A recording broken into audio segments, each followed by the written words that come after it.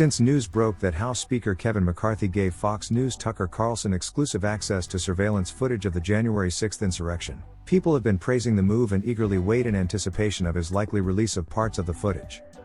McCarthy granted Carlson exclusive access to 41,000 hours of Capitol surveillance footage from January 6. McCarthy's move aligns with his promise to his party to scrutinize the House January 6 committee's work, which concluded its investigation earlier this year. Carlson teased on his show last week that his team had been trying to figure out what the footage means and how it contradicts or not the story we've been told for 2 years, promising to bring his audience what we find next week. Many people have come forward in support. In a February 20 interview, Julie Kelly said that Carlson is the perfect person to provide with special access to all the footage of January 6, citing his revisionist film Patriot Purge and his ability to get this out to his audience using maximum impact. Kelly asserted that she's fully confident that Carlson is going to come up with some explosive series of clips with context. Host Clay Travis appeared alongside her and also celebrated Carlson getting the tapes. Tucker and his staff are super competent and very skilled at narrative discussion, narrative shaping, and helping to understand the complexity of many different stories. Benny Johnson lavished praise on Carlson in a February 20 stream while discussing the news that the footage was given to Carlson, saying that the host is reaching his zenith and is actually doing something for this country. It's the most watched single show in the world and people are going to become awake.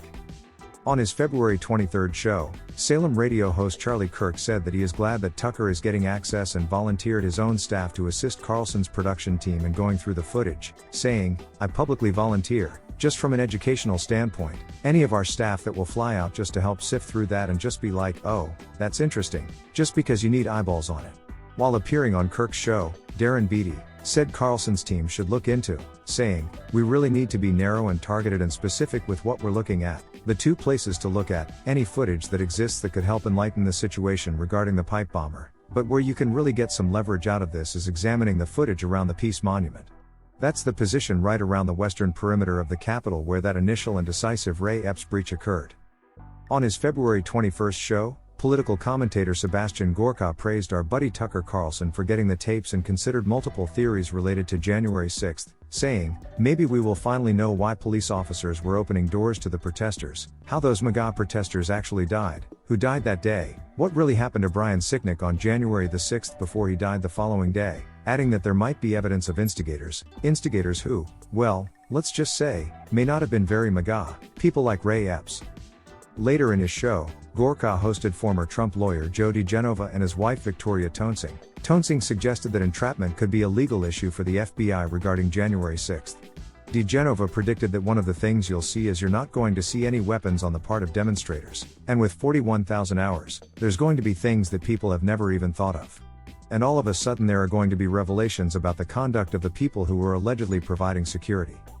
In a segment on Newsmax, Truth Social CEO Devin Nunes predicted that we're also going to be able to see, through this videotape, remember, there were these people there that pretended to be MAGA, pretended to be for Trump, that were not for Trump. My guess is you're going to see a lot more of these types of people that are going to be on those videotapes. A Gateway pundit article called McCarthy's move to give Carlson the tapes excellent and suggested that Carlson could expose doctored texts between Mark Meadows and Representative Jim Jordan, RO. The article ended, "Get the popcorn ready for next week. Their lies will be exposed." On his Daily Wire show, Ben Shapiro praised House Republicans for giving January 6 footage to Carlson, saying, "The left, of course, is going nuts because how dare you give it to Tucker Carlson? Well, why not? You guys give it to your favorite people in the media all the time." Also, Fox contributor Lisa Booth tweeted, "This is smart. If you release all the footage immediately, people will move on too quickly. Tucker is brilliant, and so is his team. They will handle this correctly." On his primetime Fox program, Carlson has been instrumental in providing us information considering a different view where federal agencies such as the FBI, not Trump supporters, were responsible for the attack. Carlson played a key role in providing information to the public and it reached the halls of the U.S. Congress. He points out that an Arizona man named Ray Epps was an FBI informant and had instigated the attack. Carlson also states that the FBI could have planted the pipe bombs that were found at the Democratic National Committee and Republican National Committee on the eve of January 6.